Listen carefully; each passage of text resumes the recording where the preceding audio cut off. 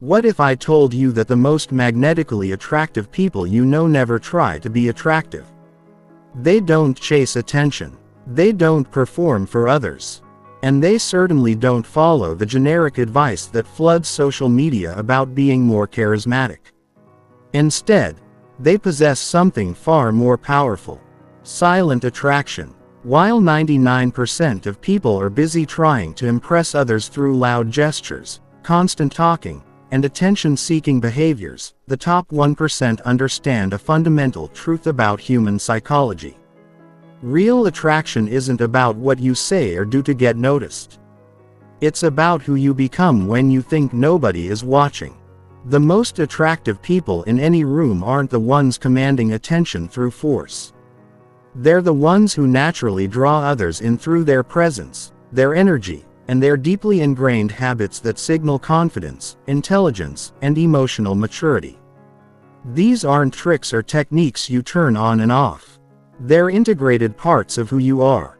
In this comprehensive guide, you're going to discover the scientifically backed habits that create silent magnetism. You'll learn why trying hard to be attractive actually repels people and how developing the right internal systems creates an irresistible external presence. By the time you finish this, you'll understand exactly how to become the person others are naturally drawn to without ever having to chase, perform, or compromise your authenticity. This isn't about becoming someone you're not. It's about becoming the best version of who you already are and doing it so naturally that attraction becomes inevitable. Chapter 1. The Psychology of Silent Magnetism. The biggest mistake most people make when trying to become more attractive is focusing on the wrong things entirely.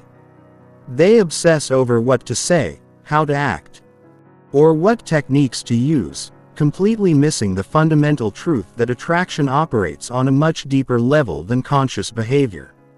Silent attraction works because it taps into the oldest, most primitive parts of the human brain. When we encounter someone who possesses genuine confidence, emotional stability, and social intelligence, our subconscious mind recognizes these as markers of genetic fitness, social status, and potential partnership value.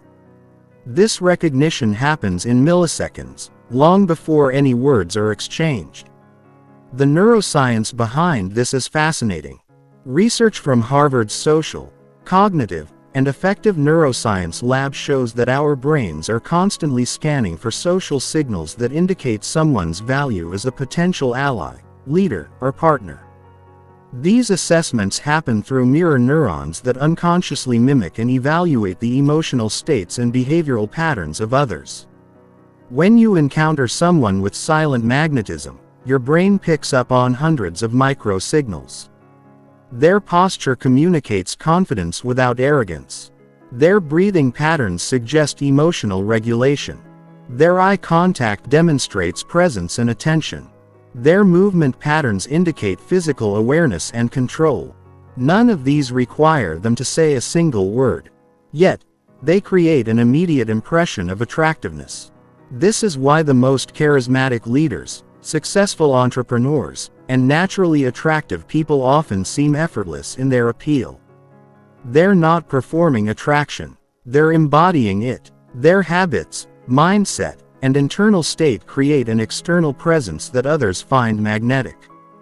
The research of Dr. Albert Morbihan revealed that only 7% of communication impact comes from words, while 38% comes from vocal qualities and 55% from body language and presence.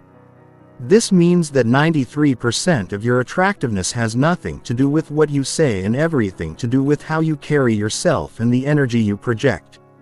But here's where most people get it wrong. They try to fake these signals through surface-level changes. They force better posture, practice scripted conversations, or adopt behaviors that don't match their internal state.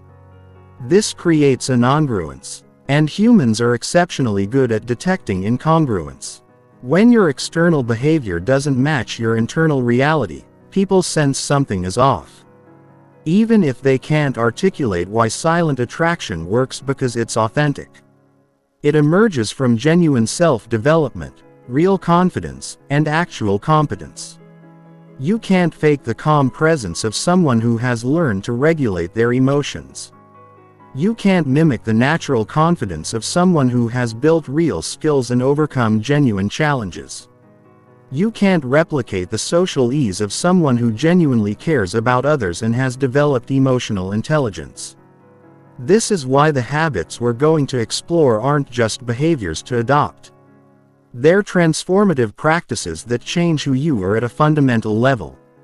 When you develop these habits consistently, they rewire your nervous system, reshape your identity, and transform your presence in ways that create genuine magnetism. The people who possess silent attraction have typically spent years, often unconsciously, developing habits that signal high value to others. They've learned to be comfortable with themselves, to regulate their emotions under pressure, to show genuine interest in others, and to move through the world with purpose and presence. These aren't personality traits they were born with. They're skills they developed through consistent practice. Understanding this distinction is crucial because it means silent attraction is learnable. You don't need to be naturally extroverted, exceptionally good-looking, or blessed with charisma. You need to develop the internal qualities that create external magnetism.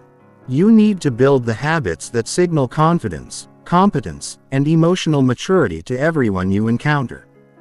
The transformation happens from the inside out. As you develop these habits, they become part of your identity. You stop thinking about being attractive and start simply being attractive. You stop performing for others and start operating from a place of genuine confidence and self-assurance. This internal shift creates an external presence that others find irresistibly magnetic. Chapter 2. The Foundation of Presence and Energy Management.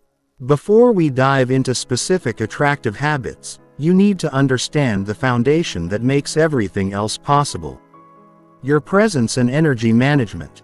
This is the invisible force that determines whether people are drawn to you or unconsciously avoid you regardless of what you say or do. Presence is not about being the loudest person in the room or demanding attention. True presence is about being fully engaged with the current moment and the people in it. It's about having such complete awareness and control over your internal state that others can feel your groundedness and stability. The neuroscience of presence reveals why this quality is so magnetically attractive. When you're truly present, your nervous system is regulated, your breathing is deep and controlled, and your body language naturally opens up. This creates what researchers call psychological safety for others. People unconsciously relax around those who are genuinely present because they sense no threat, no agenda, and no emotional instability. Most people exist in a state of partial presence.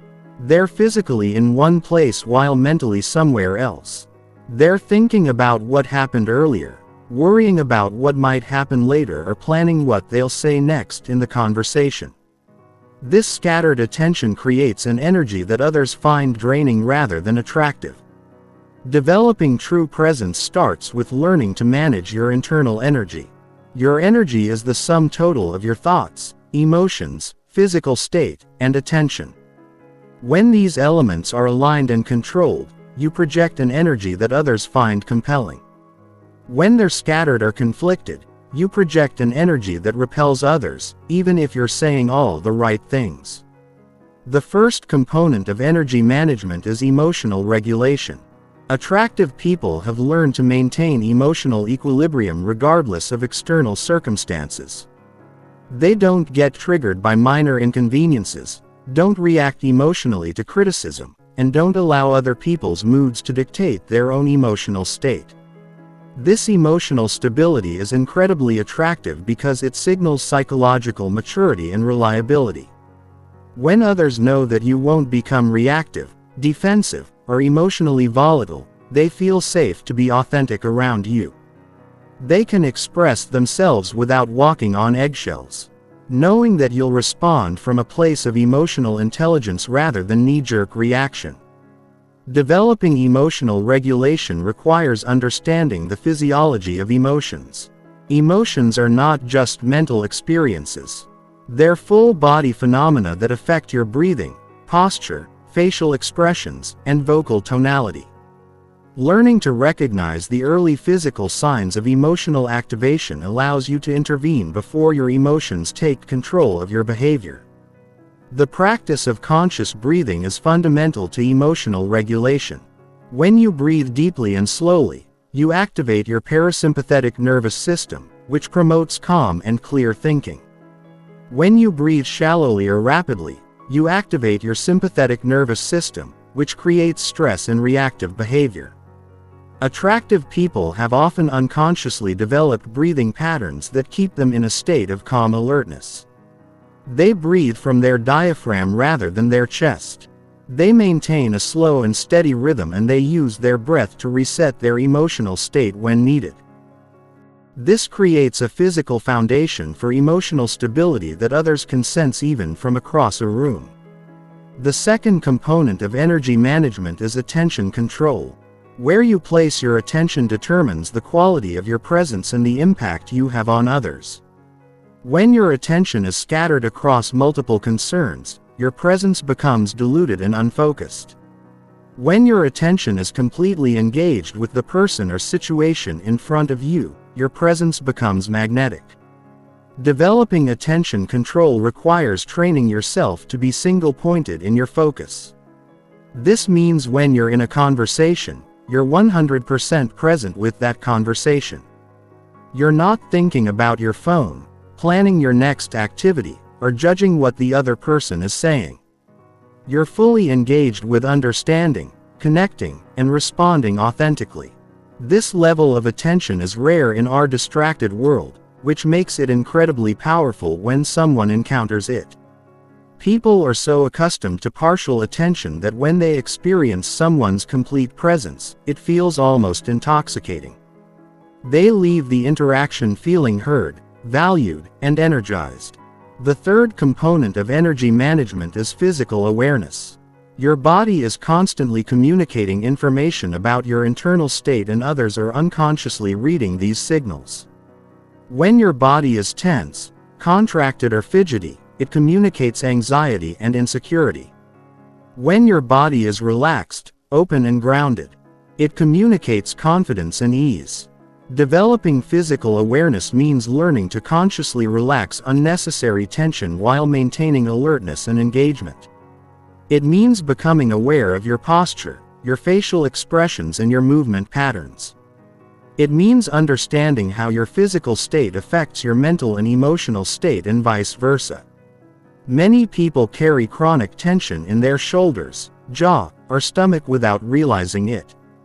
This tension not only affects how they feel internally, but also creates an energy that others find uncomfortable. Learning to consciously release this tension while maintaining good posture and alert engagement creates a physical presence that others find appealing and calming.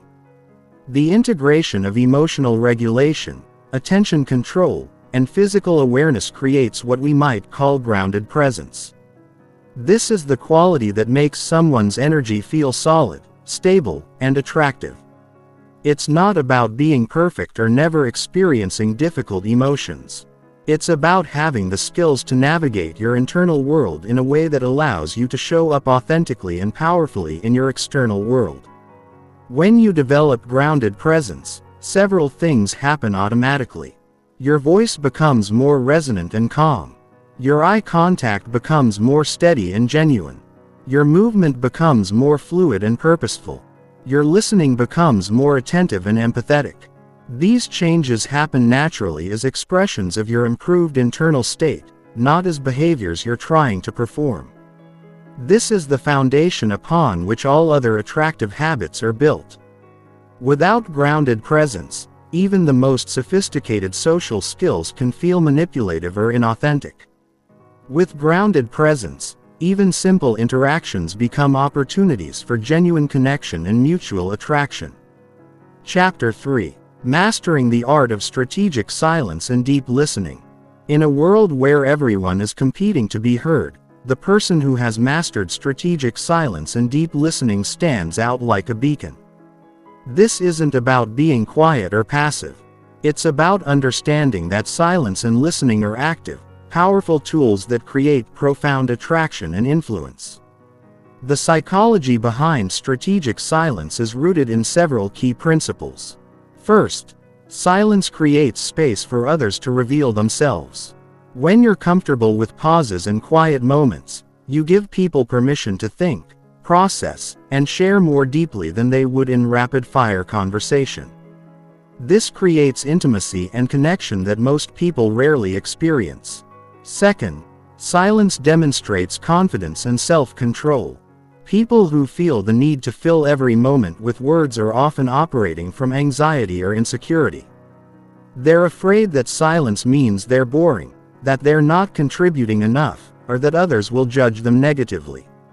Someone who is comfortable with silence projects the confidence that they don't need to prove themselves through constant verbal performance. Third, strategic silence makes your words more impactful when you do speak. If you're always talking, your words lose their weight and significance. If you speak thoughtfully and only when you have something valuable to contribute, people listen more intently and value your input more highly. The neuroscience of listening reveals why deep listening is one of the most attractive qualities a person can possess. When someone feels truly heard and understood, their brain releases oxytocin, often called the bonding hormone. This creates feelings of trust, connection, and positive association with the person who provided that experience. Most people are terrible listeners, not because they don't care, but because they've never learned how to listen properly. They listen to respond rather than to understand. They're formulating their next comment while the other person is still speaking. They're filtering what they hear through their own experiences and judgments rather than trying to understand the speaker's perspective. Deep listening is an active, engaged process that requires significant mental and emotional energy. It involves several key components that, when mastered, create profound attraction and connection. The first component is present moment awareness. Deep listening requires you to be completely focused on the person speaking and what they're communicating, both verbally and nonverbally. This means putting away distractions, making eye contact, and using your full attention to understand not just their words, but their emotions, intentions, and underlying needs. The second component is emotional attunement.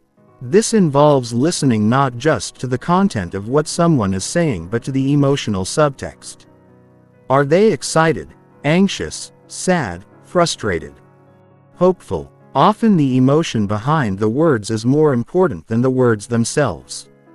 When you can recognize and acknowledge someone's emotional state, they feel seen and validated in a way that creates deep connection. The third component is curiosity without judgment. Deep listening requires approaching others with genuine curiosity about their perspective, experiences, and thoughts. This means suspending your own judgments, opinions, and need to be right, and instead focusing on understanding how the world looks through their eyes. This level of curiosity is rare and incredibly attractive because it makes people feel valued and interesting. Most conversations involve people waiting for their turn to share their own thoughts and experiences. When someone encounters a person who is genuinely curious about them, it creates a powerful experience of being seen and appreciated for who they are. The fourth component is reflective feedback. This involves occasionally reflecting back what you've heard to ensure understanding and to demonstrate that you're actively engaged in the conversation. This might sound like you're feeling frustrated because, or if I understand correctly, you're saying that this technique not only ensures clear communication but also makes the speaker feel heard and understood. Strategic silence works in conjunction with deep listening to create what researchers call conversational leadership. This is the ability to guide conversations not through domination or excessive talking but through thoughtful questions, strategic pauses, and creating space for others to explore their thoughts and feelings. People who have mastered conversational leadership understand that the person who asks the best questions often controls the direction and depth of the conversation. They know that a well-timed pause can be more powerful than any words.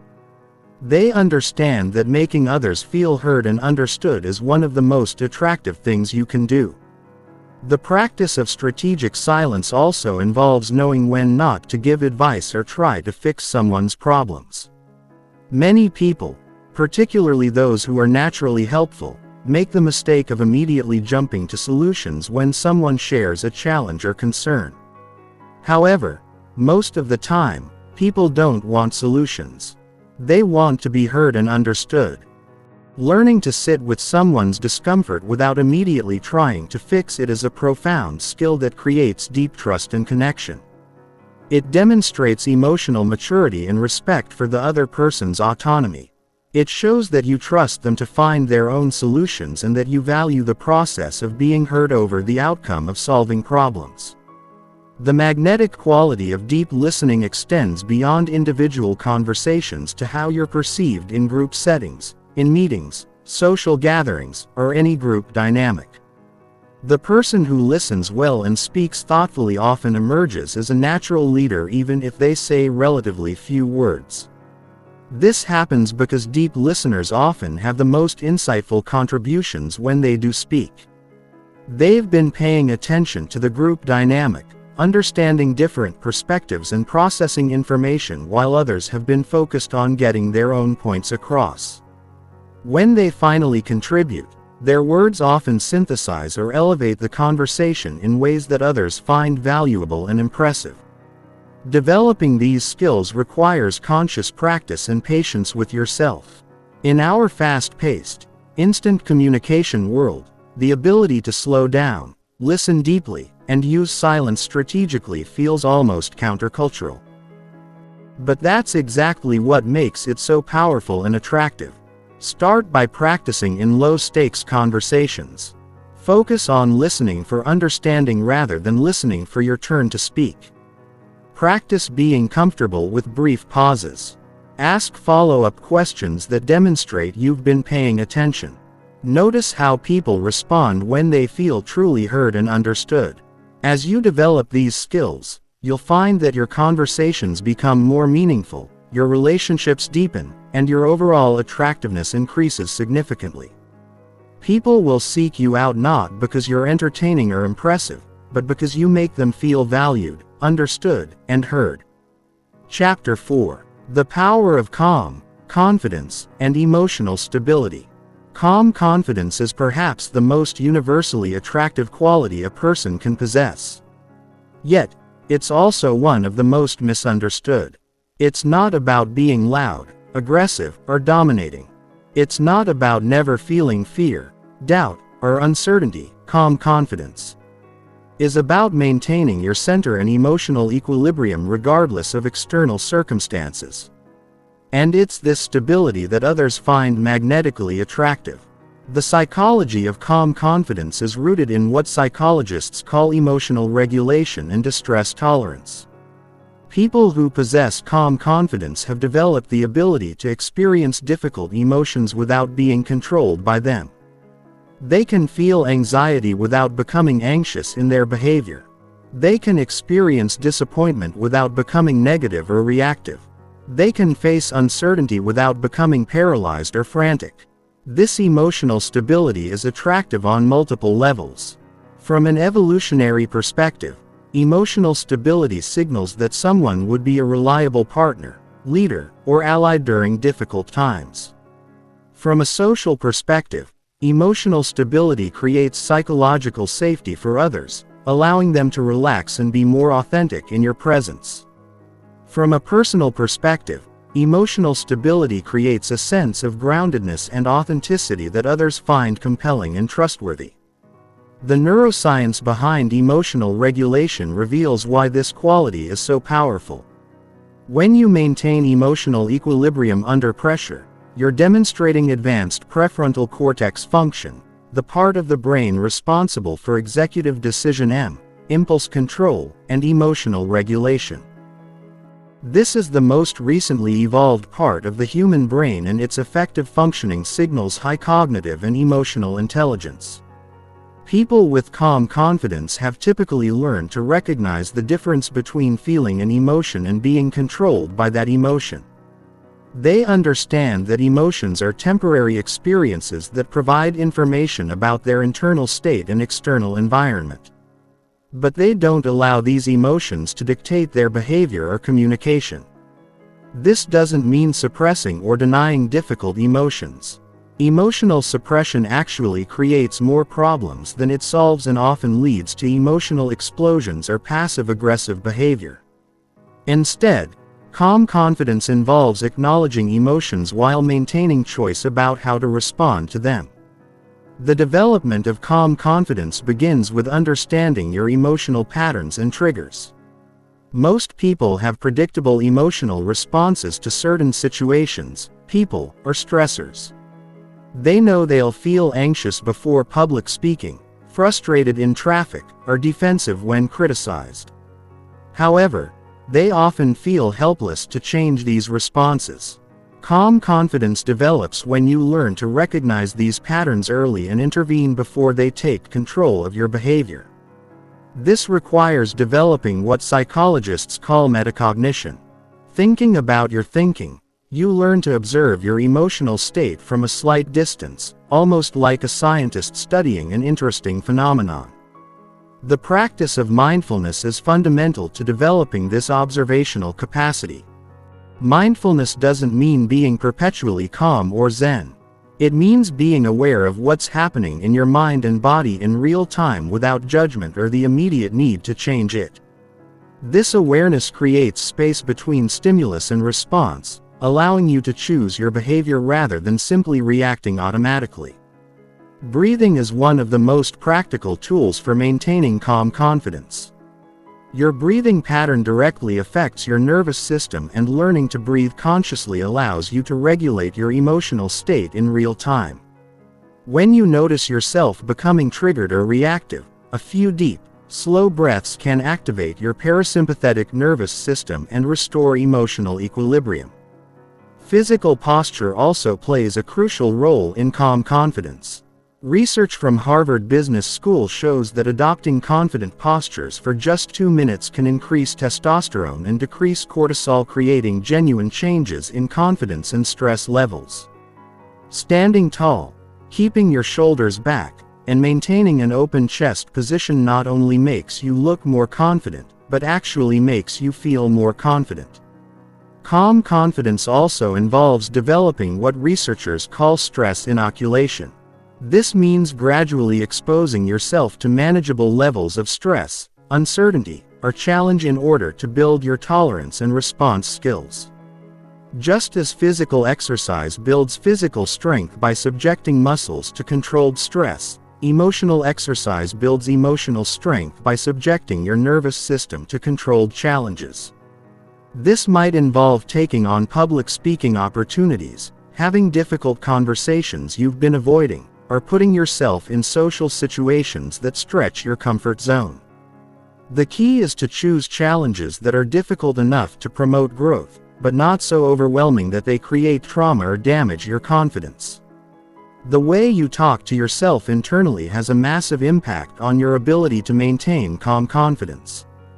People with emotional stability have typically developed what psychologists call self-compassion. The ability to treat themselves with kindness and understanding during difficult moments rather than harsh self-criticism. Self-compassion doesn't mean making excuses or avoiding responsibility. It means recognizing that making mistakes, experiencing setbacks, and feeling difficult emotions are part of the human experience. It means talking to yourself the way you would talk to a good friend who was going through the same situation. This internal kindness creates emotional resilience because it prevents you from compounding difficulties with self-attack. When you make a mistake, instead of spiraling into shame and self-criticism, you can acknowledge the mistake, learn from it, and move forward with your confidence intact. Calm confidence also involves accepting uncertainty as a fundamental part of life rather than something to be eliminated or controlled. Many people destroy their emotional equilibrium by trying to predict, control, or guarantee outcomes that are inherently uncertain. They waste enormous amounts of mental and emotional energy trying to create certainty in an uncertain world. People with calm confidence have learned to be comfortable with not knowing how things will turn out. They understand that uncertainty is not a problem to be solved but a reality to be navigated skillfully. This acceptance allows them to take action without needing guarantees, to engage in relationships without needing to control outcomes, and to pursue goals without being attached to specific results. This comfort with uncertainty is deeply attractive because it signals emotional maturity and psychological strength. It demonstrates that you can be trusted to remain stable and functional even when things don't go according to plan. It shows that your sense of security comes from internal resources rather than external circumstances.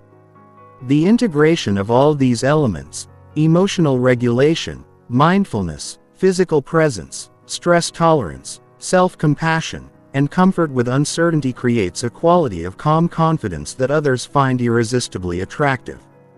It's not a performance or a facade. It's a genuine internal stability that naturally expresses itself in your presence, communication, and behavior.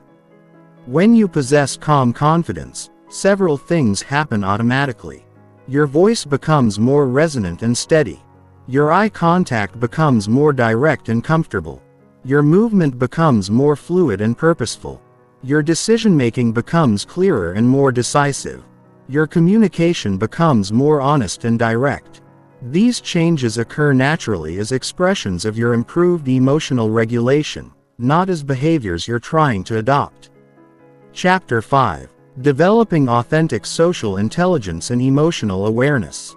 Social intelligence is the ability to navigate complex social situations with awareness, skill, and authenticity. It's not about manipulation or playing social games. It's about understanding the subtle dynamics of human interaction and responding in ways that create connection, trust, and mutual respect. This quality is incredibly attractive because it signals emotional maturity, empathy, and the ability to create positive experiences for others. The foundation of social intelligence is emotional awareness both of yourself and others. Most people go through social interactions with only surface-level awareness of the emotional undercurrents that are constantly flowing between people. They miss the subtle signs that someone is uncomfortable, the nonverbal cues that indicate interest or disinterest, and the emotional needs that lie beneath surface-level conversation. Developing emotional awareness begins with learning to read the emotional subtext of social interactions. Every conversation, every meeting, every social gathering has multiple layers of communication happening simultaneously. There's the surface level, what people are saying with their words. There's the emotional level, what people are feeling and how those feelings are affecting their communication. And there's the relational level, how people are positioning themselves in relation to each other and what social dynamics are at play. People with high social intelligence have learned to perceive and navigate all these levels simultaneously. They can engage in surface-level conversation while remaining aware of emotional undercurrents and relational dynamics. This allows them to respond not just to what's being said but to what's really happening in the interaction. The first component of emotional awareness is recognizing emotional states in others. This requires learning to read facial expressions, body language, vocal tonality, and energy levels. Most people focus primarily on words, but research shows that the majority of emotional communication happens through nonverbal channels. Learning to read emotional states involves paying attention to micro-expressions. Brief involuntary facial expressions that reveal genuine emotions.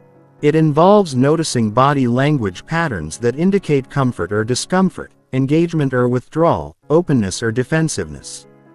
It involves listening to vocal qualities like pace, tone, and volume that convey emotional information beyond the content of words. This skill develops through conscious practice and attention. Start by observing people in various settings and trying to identify their emotional states based on nonverbal cues. Watch how people's faces, postures, and energy levels change throughout conversations. Notice the difference between genuine and forced smiles, between authentic enthusiasm and polite interest, between comfortable silence and awkward tension. The second component of emotional awareness is understanding your own emotional impact on others. Most people are largely unconscious of the emotional effect they have in social situations. They don't realize that their anxiety makes others uncomfortable, that their excitement is overwhelming for some personality types, or that their intensity intimidates people who prefer gentler interaction styles. Developing awareness of your emotional impact requires honest self-reflection and feedback from others. It means paying attention to how people respond to your presence and communication style. Do people seem to relax or tense up around you? Do they open up or become more guarded? Do they seek out your company or seem to avoid deeper interactions? This awareness allows you to adjust your approach based on the situation and the people involved. It doesn't mean becoming a chameleon or losing your authenticity. It means understanding that emotional intelligence includes the ability to modulate your energy and communication style to create the most positive interactions possible. The third component of social intelligence is understanding group dynamics and social hierarchies.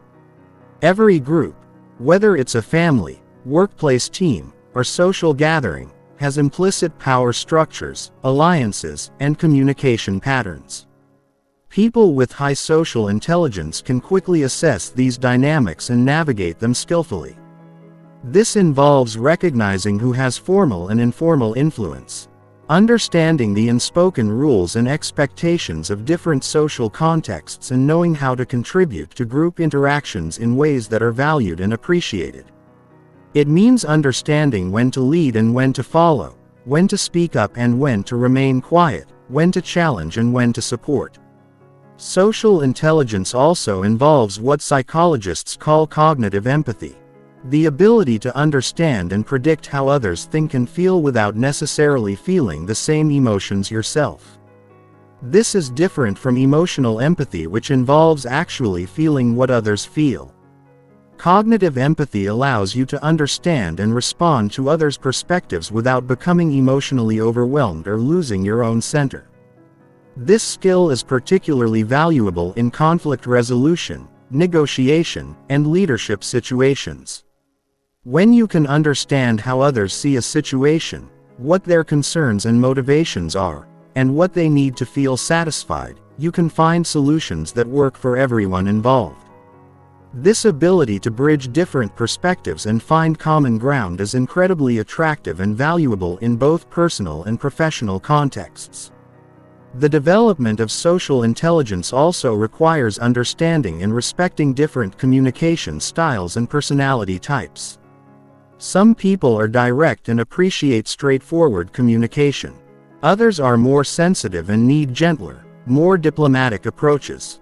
Some people process information quickly and prefer rapid-fire exchanges. Others need time to think and prefer slower, more reflective conversations. Highly socially intelligent people have learned to recognize these differences and adapt their communication style accordingly. They don't try to force everyone into their preferred way of interacting. Instead, they meet people where they are and communicate in ways that feel comfortable and natural for the other person. This adaptability is not about being fake or manipulative. It's about recognizing that effective communication requires flexibility and that showing respect for others' preferences is a form of kindness and emotional intelligence. It's about understanding that your way of communicating is not the only valid way and that truly connecting with others often requires stepping outside your default patterns. Another crucial aspect of social intelligence is knowing how to handle social mistakes and awkward moments gracefully. Everyone says the wrong thing sometimes, misreads social cues, or finds themselves in uncomfortable situations. People with high social intelligence have learned to navigate these moments with humor, honesty, and grace rather than defensiveness or embarrassment. This might involve acknowledging a misunderstanding directly, using appropriate humor to diffuse tension, or simply moving past awkward moments without making them bigger than they need to be. The ability to handle social imperfection with confidence and ease is deeply attractive because it signals emotional maturity and resilience. Social intelligence also includes understanding the importance of social reciprocity and contribution. Attractive people understand that positive relationships require mutual benefit and contribution. They look for ways to add value to others' lives. Whether through emotional support, practical help, interesting conversation, or simply positive energy. This doesn't mean keeping score or expecting immediate returns on investment. It means understanding that relationships thrive when both people feel they're receiving value and that being genuinely helpful and supportive is one of the most attractive qualities a person can possess. The integration of emotional awareness, impact consciousness, group dynamics, understanding, cognitive empathy, communication adaptability, grace under pressure, and social reciprocity creates a quality of social intelligence that others find magnetic. It's not about being perfect or never making social mistakes. It's about navigating human interactions with skill, awareness, and genuine care for others' well-being and comfort. When you develop authentic social intelligence, people feel comfortable and valued in your presence. They trust that you understand them, that you won't judge them harshly for their imperfections, and that you genuinely care about their experience. This creates the foundation for deep, lasting attraction that goes far beyond surface-level chemistry or superficial charm. Chapter 6. The Art of Purposeful Movement and Physical Presence. Your body is constantly communicating information about your internal state, confidence level, and social value. Every movement you make, every gesture you use, and every position you hold sends signals that others unconsciously interpret and respond to. Most people are completely unaware of these signals, moving through the world with unconscious patterns that often undermine their attractiveness and social impact. The science of embodied cognition reveals that your physical posture and movement patterns don't just reflect your mental state, they actually influence and create your mental state. When you adopt confident postures and purposeful movement patterns, you don't just look more attractive, you actually become more confident, alert, and emotionally regulated.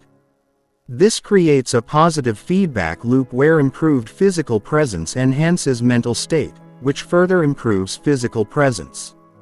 Purposeful movement is characterized by several key qualities that distinguish it from the unconscious movement patterns most people exhibit. First is intentionality.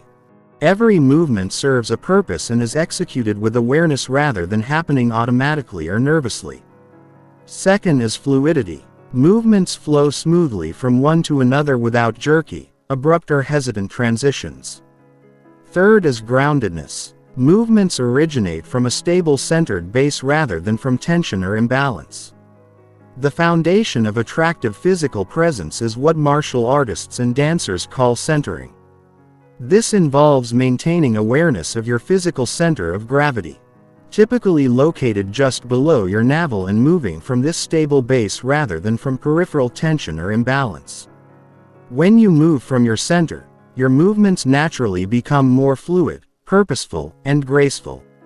Most people carry chronic tension in their shoulders, neck, or jaw, which creates movement patterns that appear anxious, rushed, or uncomfortable. Learning to consciously relax unnecessary tension while maintaining good posture and alert engagement is fundamental to attractive physical presence. This doesn't mean becoming loose or sloppy. It means finding the optimal balance between relaxation and readiness. Eye contact is perhaps the most powerful aspect of physical presence.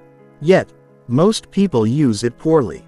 Effective eye contact is not about staring intensely or maintaining constant visual contact. It's about making genuine, comfortable contact that demonstrates presence and interest without creating pressure or discomfort. The key is to make eye contact when listening. Break it naturally when speaking or thinking and return to it in a rhythm that feels organic and unforced. The quality of your eye contact should match the context and relationship with close friends and intimate partners. Longer periods of eye contact feel natural and connecting with new acquaintances or in professional settings. Briefer but genuine eye contact demonstrates respect and attention without creating intimacy pressure. Learning to calibrate your eye contact appropriately is a crucial social skill. Hand gestures and arm positioning also significantly impact how others perceive your confidence and attractiveness. Open gestures where your palms are visible and your arms are uncrossed signal openness and honesty. Closed gestures where your arms are crossed or your hands are hidden can signal defensiveness or discomfort. However, the key is authenticity rather than forcing open positions that don't feel natural. Walking patterns reveal enormous amounts of information about confidence and internal state. Confident walking is characterized by a steady pace, upright posture and smooth gait. The head is held high. The shoulders are back but not rigid. And the stride is neither rushed nor hesitant. The pace is determined by purpose rather than anxiety or self-consciousness. Many people walk too quickly because they're anxious or trying to appear busy and important. Others walk too slowly because they're uncertain or trying to avoid attention. Attractive walking finds the middle ground, moving with purpose and confidence at a pace that feels natural and unhurried.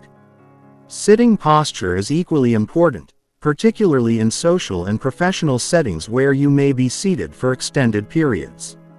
Attractive sitting involves maintaining an upright but relaxed posture, keeping your feet grounded, and positioning your body in a way that demonstrates engagement with the environment and people around you.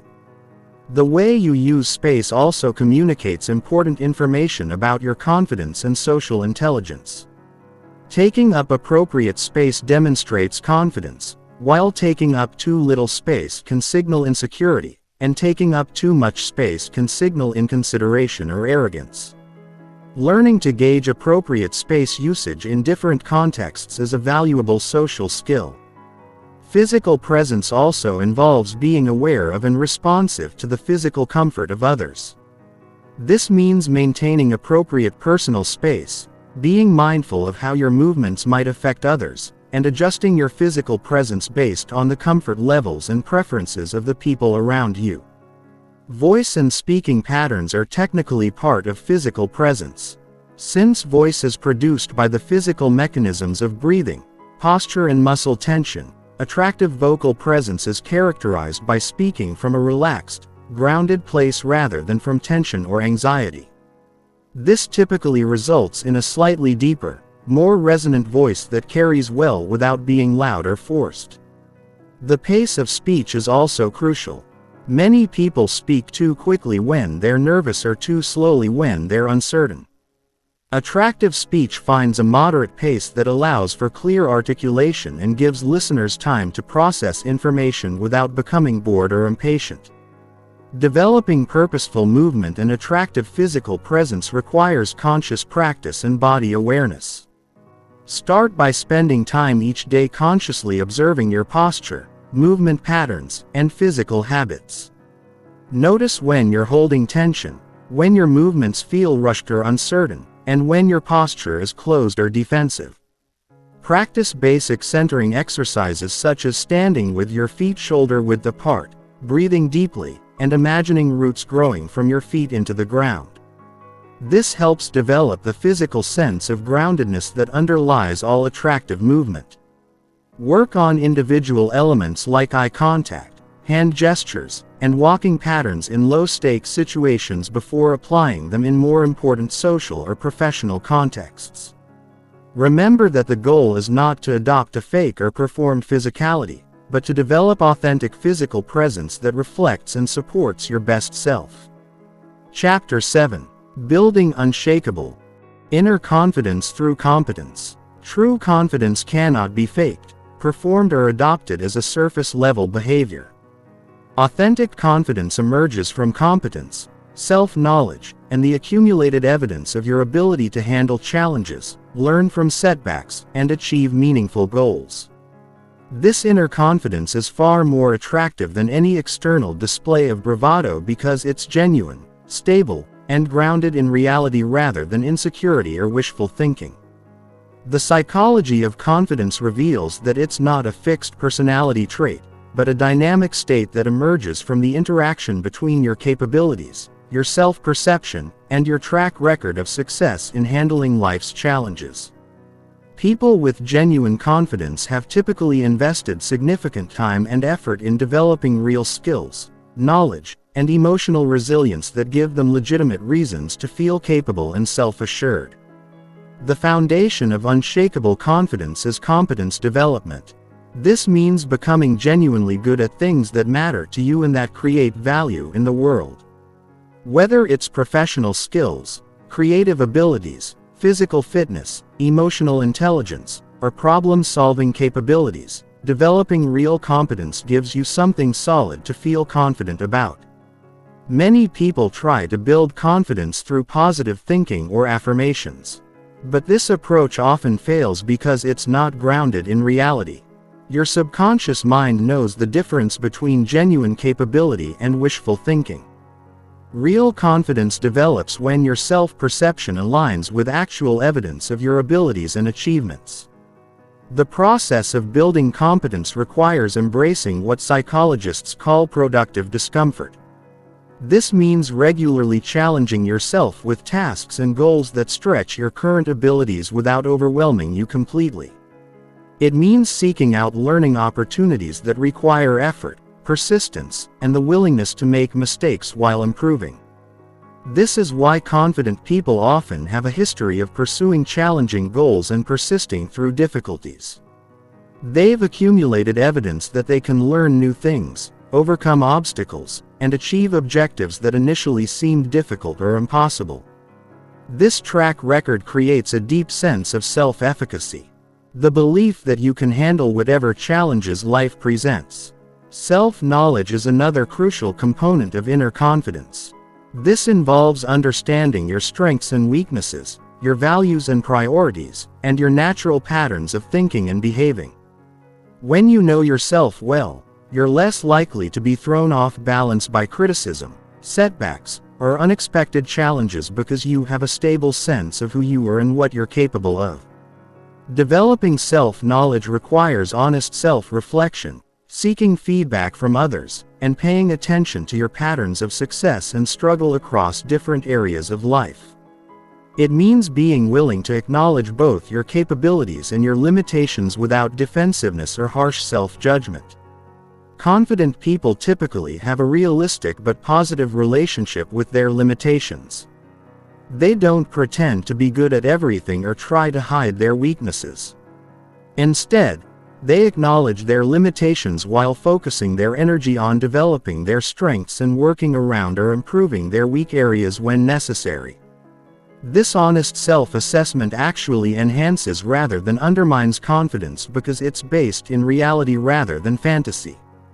When you know your genuine capabilities and limitations, you can make better decisions about what challenges to take on, what help to seek, and how to leverage your strengths most effectively. Inner confidence also requires developing what researchers call emotional resilience. The ability to bounce back from setbacks, disappointments, and failures without losing your sense of self-worth or capability. This doesn't mean never feeling hurt, disappointed, or discouraged. It means having the internal resources to process these experiences and extract learning and growth from them. Emotional resilience develops through experience with adversity and the conscious development of coping strategies and support systems. Every time you face a challenge and find a way to handle it, you build evidence of your resilience and capability.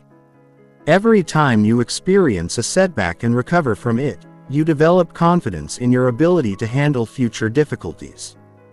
The way you interpret and respond to failure significantly impacts your confidence development. People with growing confidence typically view failures as learning opportunities rather than evidence of inadequacy. They extract lessons from setbacks, adjust their approach, and continue working toward their goals rather than giving up or seeing failure as confirmation of their limitations. This growth mindset, as researcher Carol Dweck calls it, is fundamental to building lasting confidence. It means viewing abilities as developable rather than fixed. Seeing challenges as opportunities to grow rather than threats to your self-image, and understanding that effort and persistence are pathways to mastery rather than signs of inadequacy. Building inner confidence also requires taking calculated risks and stepping outside your comfort zone regularly. Confidence grows through expanding your sense of what's possible and what you can handle. This means saying yes to opportunities that stretch you, taking on challenges that require you to develop new skills, and putting yourself in situations where you might fail, but will definitely learn. The key is to choose challenges that are within your zone of proximal development. Difficult enough to promote growth, but not so overwhelming that they create trauma or destroy your confidence. This requires honest assessment of your current capabilities and thoughtful progression toward more challenging goals. Social confidence, a specific aspect of inner confidence, develops through positive social experiences and the cultivation of genuine social skills. This means learning to communicate effectively, developing empathy and emotional intelligence, and building the ability to connect authentically with different types of people in various contexts. Many people struggle with social confidence because they focus on trying to impress others rather than developing the skills to connect genuinely and contribute positively to social interactions. Real social confidence comes from knowing that you can add value to others' lives, that you can handle social challenges gracefully, and that you can be authentically yourself in social situations. The development of inner confidence is a long-term process that requires patience, persistence, and self-compassion. It's not about becoming perfect or eliminating all self-doubt. It's about building a solid foundation of competence, self-knowledge, and resilience that allows you to navigate life's challenges with greater ease and effectiveness. When you possess genuine inner confidence, it naturally expresses itself in your presence, communication, and behavior without any need for performance or pretense. You become comfortable taking up appropriate space, expressing your thoughts and opinions, and pursuing your goals with determination and persistence.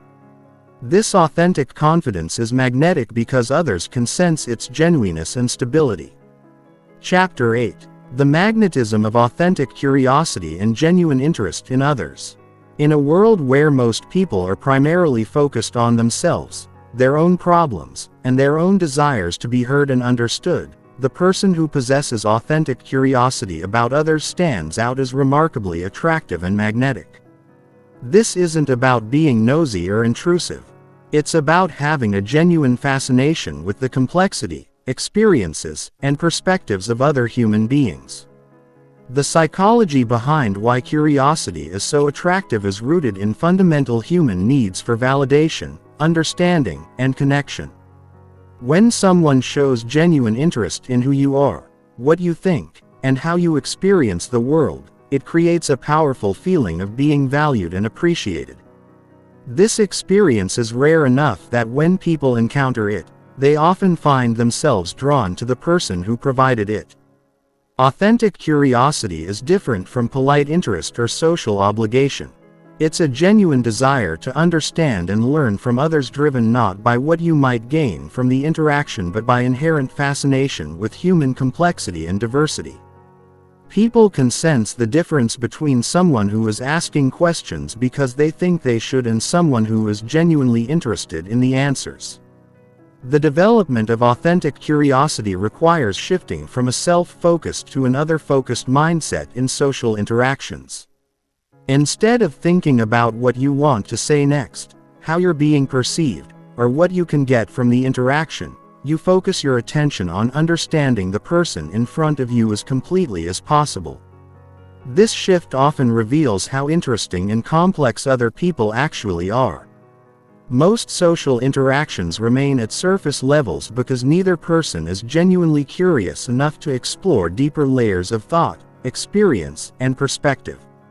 When you approach others with real curiosity, you often discover fascinating aspects of their lives, thoughts, and experiences that would never emerge in typical social exchanges. Genuine curiosity expresses itself through the quality of questions you ask and the attention you pay to answers. Curious people ask follow-up questions that demonstrate they've been listening and want to understand more deeply. They ask questions that invite people to explore their own thoughts and experiences rather than simply providing factual information. The difference between surface-level and deep curiosity is evident in question patterns. Surface-level curiosity might ask, "What do you do for work?" Deep curiosity might follow up with, "What drew you to that field?" Or, "What's the most challenging part of your work?" Or, "How has that work changed the way you see the world?" Authentic curiosity also involves being curious about people's inner experiences, not just their external circumstances. This means being interested in how people think and feel about their experiences, what they've learned from their challenges, what they're passionate about, and what drives their decisions and priorities. This level of curiosity requires emotional intelligence and social sensitivity because you need to gauge what people are comfortable sharing and how to ask about deeper topics without being invasive or inappropriate. The key is to create psychological safety through your own openness and non-judgmental attitude, making it easy for others to share authentically if they choose to. Curious people also tend to be excellent conversationalists because they know how to draw out the best in others. They ask questions that allow people to share their expertise, their passions, and their unique perspectives. They create opportunities for others to feel intelligent, interesting, and valued through the conversation. This ability to make others feel good about themselves through genuine interest is incredibly attractive because it's a form of emotional generosity. You're giving others the gift of your attention and interest, which often helps them see themselves in a more positive light and feel more confident and appreciated. The practice of authentic curiosity also expands your own understanding of the world and human nature. Every person you encounter has had experiences you've never had, has knowledge you don't possess, and has perspectives that could expand your own thinking. Approaching others with curiosity means viewing every interaction as a potential learning opportunity. This learning mindset is attractive because it signals intellectual humility and openness to growth. People are drawn to those who are still learning, still growing, and still open to new ideas and perspectives. It suggests a mind that isn't closed or arrogant, but is actively engaged with the complexity and diversity of human experience. Curiosity also involves being interested in people's stories, the narratives they tell about their lives, their challenges, and their growth. Everyone has a story, and most people rarely get the opportunity to share their story with someone who is genuinely interested in hearing it. When you provide that opportunity through authentic curiosity, you create a profound experience of connection and understanding. Being curious about others' stories doesn't mean being nosy about personal details. It means being interested in how people make sense of their experiences, what they've learned from their challenges, what they're proud of, and what they're working toward. These are the elements that make up the narrative of a person's life and reveal who they are at a deeper level. The development of authentic curiosity requires overcoming several common barriers. Many people are so focused on their own concerns and insecurities that they have little mental and emotional energy left to be curious about others. Others are afraid that showing interest will make them appear vulnerable or will obligate them to share more about themselves than they're comfortable with. Some people avoid curiosity because they're afraid of what they might learn about others. They worry that deeper exploration might reveal differences that make them uncomfortable or might challenge their existing beliefs and assumptions. However, this avoidance typically limits their ability to form meaningful connections and understand the rich complexity of human experience. Practicing authentic curiosity requires developing comfort with not knowing, with being surprised by what you learn, and with having your assumptions challenged. It means approaching others with what Zen practitioners call beginner's mind. The willingness to encounter each person as if meeting them for the first time, without predetermined judgments or expectations. The cultivation of curiosity also involves becoming more comfortable with silence and pauses in conversation. When you ask a thoughtful question, people often need time to think before responding authentically. Being patient with these pauses and not rushing to fill silence shows respect for the person's thought process and often leads to more meaningful responses. Authentic curiosity extends beyond individual conversations to include curiosity about different cultures, perspectives, and ways of life. This broader curiosity makes you a more interesting person because you're constantly learning and growing.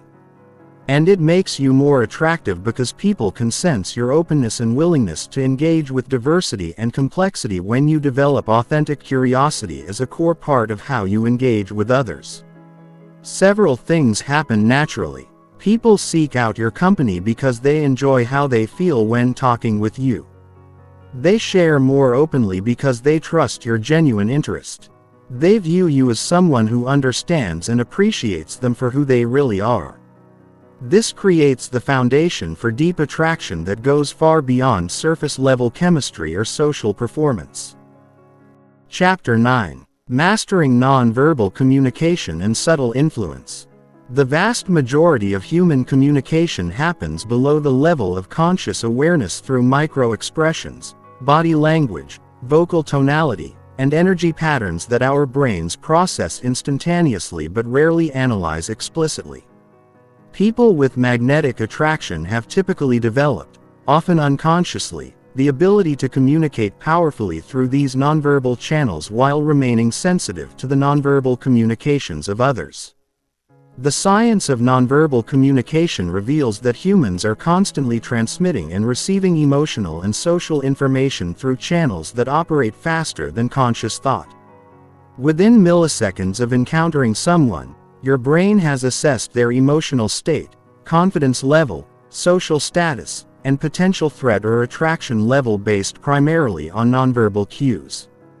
This means that your nonverbal communication is constantly shaping how others perceive and respond to you.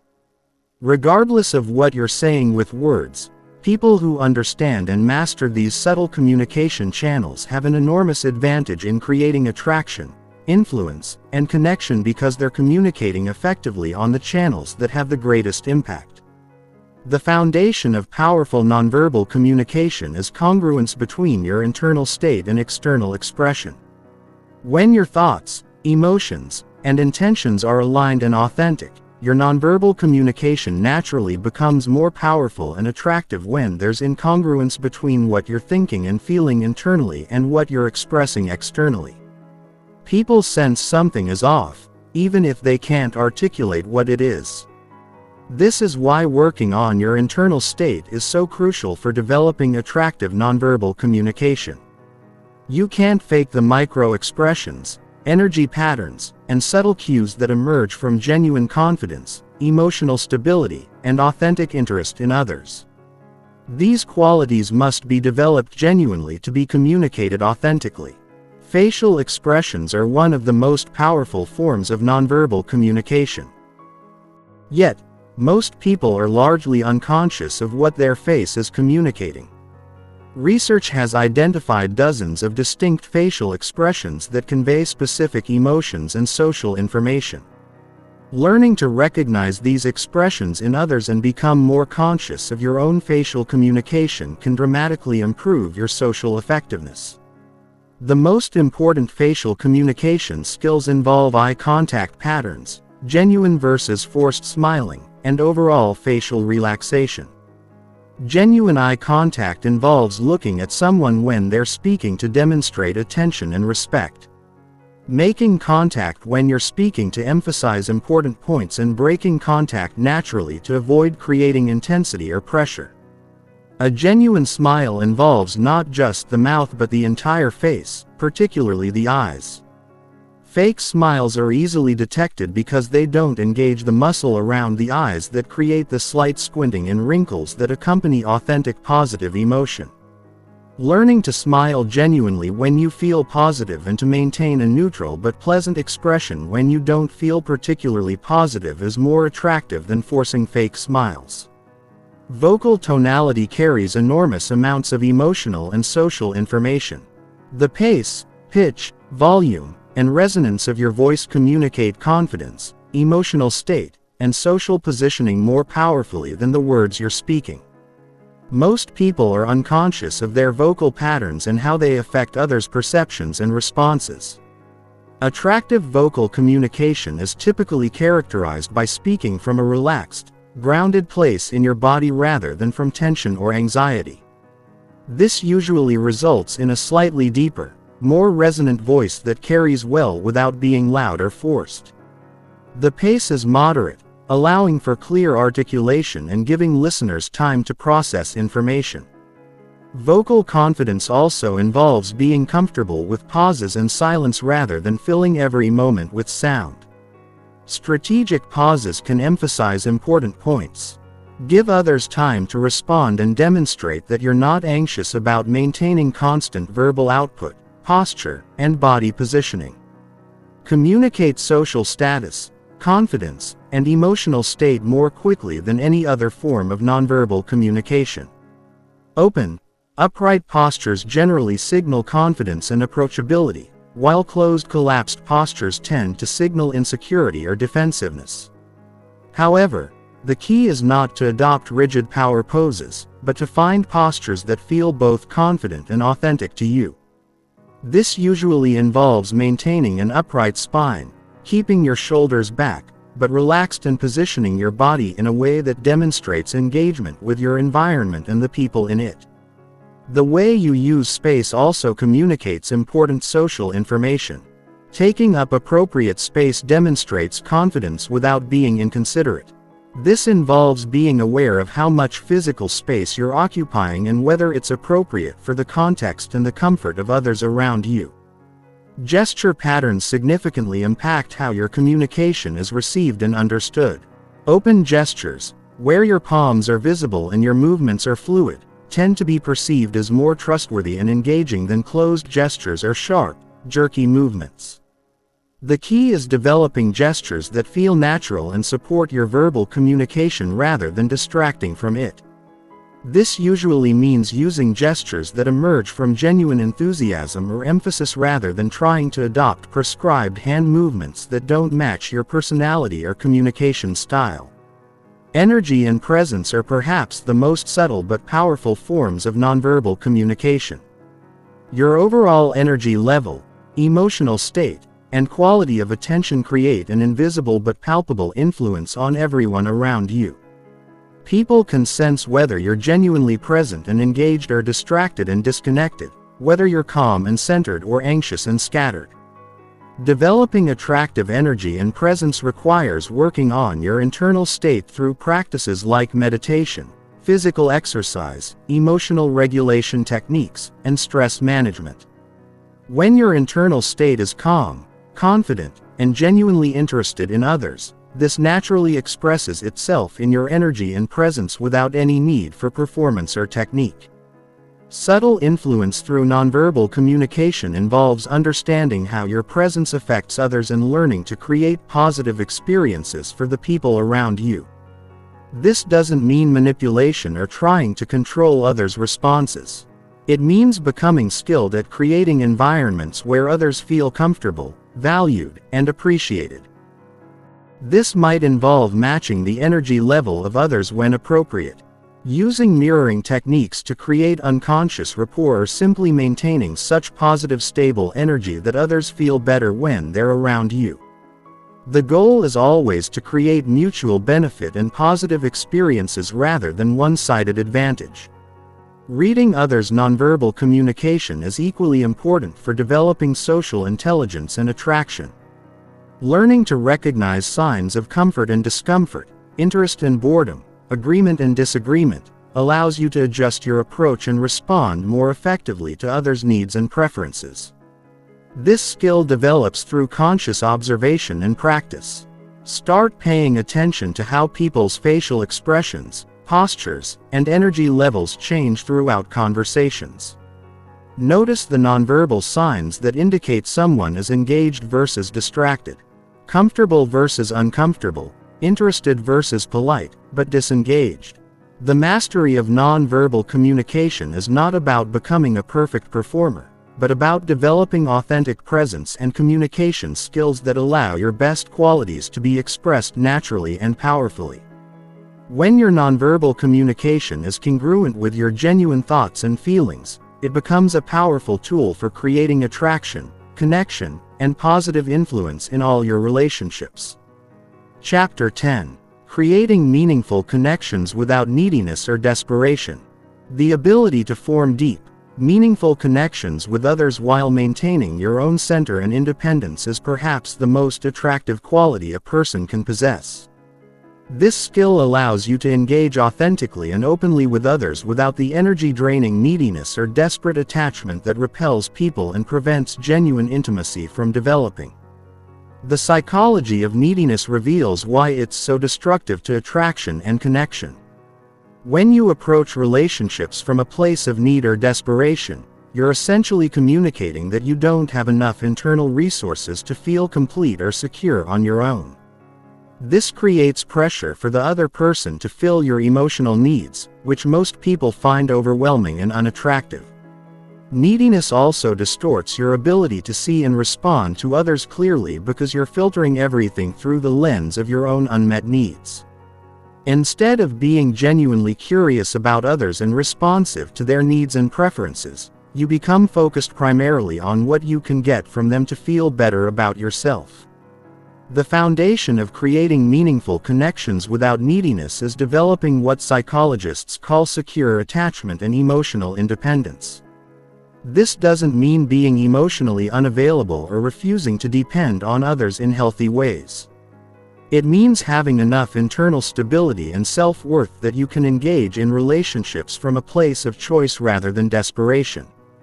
Emotional independence develops through building a solid relationship with yourself, developing internal resources for emotional regulation and self-soothing, and creating a life that feels meaningful and fulfilling independent of romantic or social relationships. When your sense of worth and security comes primarily from internal sources, you can engage with others from a place of abundance rather than scarcity. This internal abundance allows you to approach relationships with what researchers call generous curiosity. Instead of being primarily focused on what you can get from interactions, you become genuinely interested in understanding, appreciating, and supporting others. This shift in focus from taking to giving is one of the most attractive transformations a person can make. The practice of generous curiosity involves approaching others with genuine interest in their well-being, their thoughts and experiences, and their growth and happiness. It means asking questions because you truly want to understand rather than because you're trying to create a good impression. It means offering support and encouragement because you genuinely care rather than because you're hoping for something in return. This doesn't mean becoming a people pleaser or sacrificing your own needs and boundaries. Healthy connection requires maintaining your own center while being genuinely responsive to others. It means learning to give from a place of abundance rather than depletion, and knowing when to give and when to maintain appropriate boundaries. Creating meaningful connections also requires developing what attachment researchers call differentiation, the ability to remain yourself while in close relationship with others. Many people lose themselves in relationships, adopting the interests, opinions, and preferences of others in an attempt to maintain connection and approval. This loss of self actually undermines rather than enhances connection because it eliminates the very uniqueness and authenticity that made you attractive in the first place. Meaningful relationships require two whole independent people choosing to share their lives rather than two incomplete people trying to merge into one.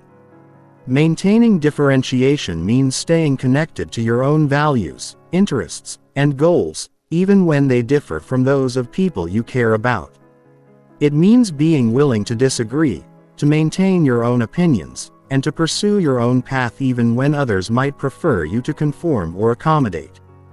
The ability to create meaningful connections also requires developing comfort with vulnerability and emotional intimacy.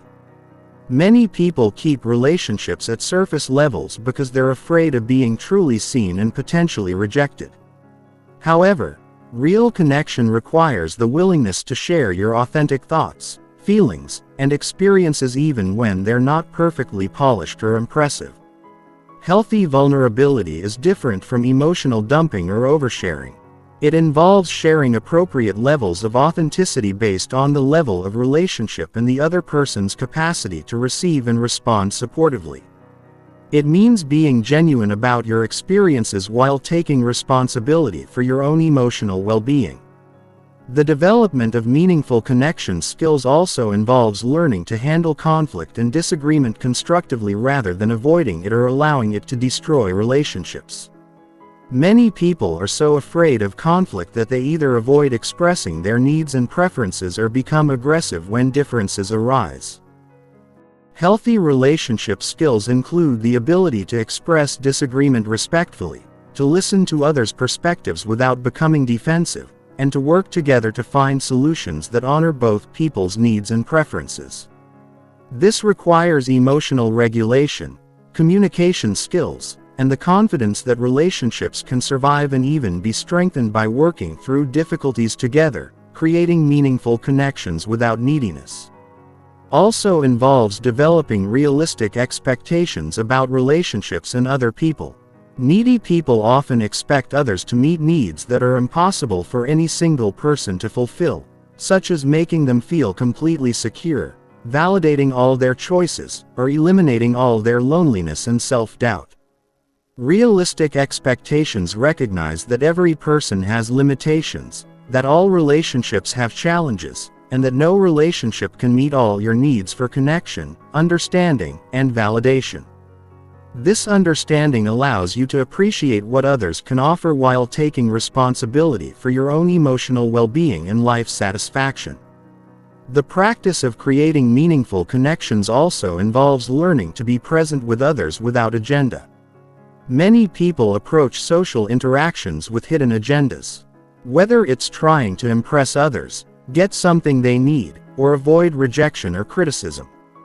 These agendas create subtle pressure that others can sense and find uncomfortable. Being present without agenda means approaching interactions with openness to whatever unfolds naturally. It means being willing to have conversations that don't lead anywhere specific. To enjoy someone's company without needing to achieve any particular outcome and to let relationships develop at their own pace without forcing or manipulating their direction.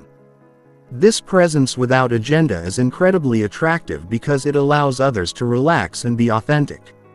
When people sense that you're not trying to get something from them or manipulate them toward a particular outcome, they can engage more openly and genuinely. The integration of emotional independence, generous curiosity, healthy differentiation, appropriate vulnerability, conflict resolution skills, realistic expectations, and a gender-free presence creates the capacity for meaningful connection that enhances rather than drains everyone involved. When you possess these qualities, people naturally want to spend time with you because they feel better about themselves and more alive when they're in your presence. This approach to relationships creates upward spirals where positive interactions lead to deeper trust, which leads to more authentic sharing, which leads to stronger connection, which creates more positive interactions. The result is relationships that enrich everyone involved and serve as a source of attraction for others who want to experience the same quality of connection in their own lives. Chapter 11. Reading social dynamics and navigating complex group interactions. The ability to quickly assess and skillfully navigate complex social dynamics is one of the most sophisticated forms of social intelligence.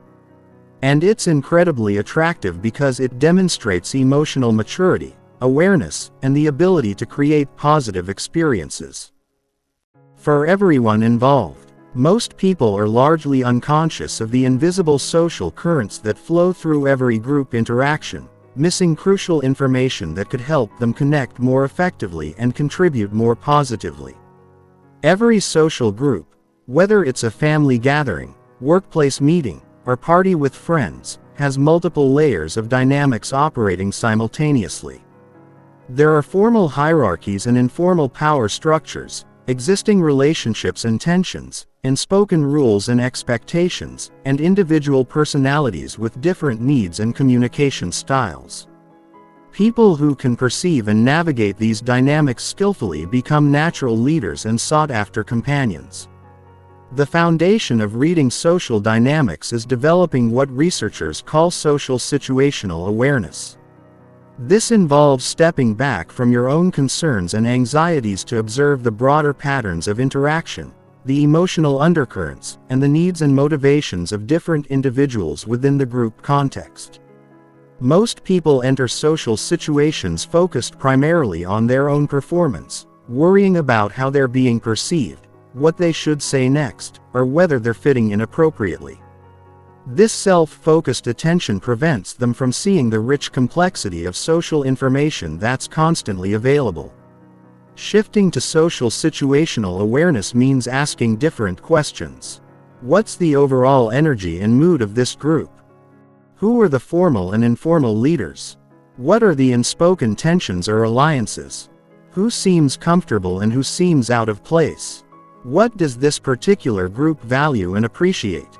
How can I contribute positively to the collective experience? The skill of reading power dynamics is particularly important for navigating complex social situations effectively. Every group has both formal authority structures and informal influence patterns. Understanding who has what kind of power and how they use it allows you to position yourself appropriately and contribute in ways that are valued and appreciated. Formal power is usually obvious through titles, roles, or explicit authority. Informal power is more subtle and emerges through things like expertise, charisma, social connections, or the ability to influence group decisions and directions. Often the people with the most informal power are not the ones with the highest formal titles. Learning to recognize informal power requires paying attention to who others look to for opinions, whose suggestions get implemented, who can change the mood or direction of conversations, and who seems to have the most social capital within the group. These observations help you understand the real dynamics rather than just the surface-level organizational chart. The ability to read emotional undercurrents is equally important for social navigation. Groups always have emotional dynamics that are separate from the explicit content of conversations. There might be excitement, tension, boredom, anxiety, competition or affection flowing between different members. And these emotions significantly affect how interactions unfold. Developing emotional radar involves paying attention to body language, vocal tonality, energy levels, and the subtle shifts that occur when certain topics are raised or certain people speak. You start to notice when someone's words don't match their emotional state. When there are undiscussed tensions between individuals or when the group energy changes in response to particular triggers. Understanding group roles and dynamics also helps you navigate complex interactions more skillfully. Different people naturally fall into different roles within groups. The leader, the supporter, the challenger, the peacemaker, the entertainer, the observer. Recognizing these patterns helps you understand how you can contribute most effectively and how to work with rather than against the natural group dynamics. Sometimes the most valuable contribution you can make is stepping into a role that's missing or supporting someone who's already filling an important role effectively. If there's natural leadership emerging, you might be most helpful by being an effective supporter rather than competing for leadership. If there's conflict, you might be most valuable as a peacemaker rather than taking sides. The skill of strategic positioning involves understanding how to place yourself within group dynamics to maximize your positive impact and minimize unnecessary conflict or tension. This doesn't mean being manipulative or fake. It means being thoughtful about how your natural personality and strengths can best serve the group's needs and goals. Strategic positioning also involves knowing when to lead and when to follow, when to speak up and when to listen, when to challenge and when to support. These decisions should be based on reading the current dynamics and understanding what the group needs in that moment rather than following rigid personal patterns or trying to always play the same role. Advanced social navigation also requires understanding and respecting different communication styles and cultural backgrounds within diverse groups. What feels like confident leadership to one person might feel like aggression to another. What seems like appropriate directness to some might feel rude or insensitive to others with different cultural backgrounds or personality types. This cultural and stylistic sensitivity allows you to adapt your communication approach based on the preferences and comfort levels of different individuals within the group. It doesn't mean losing your authenticity.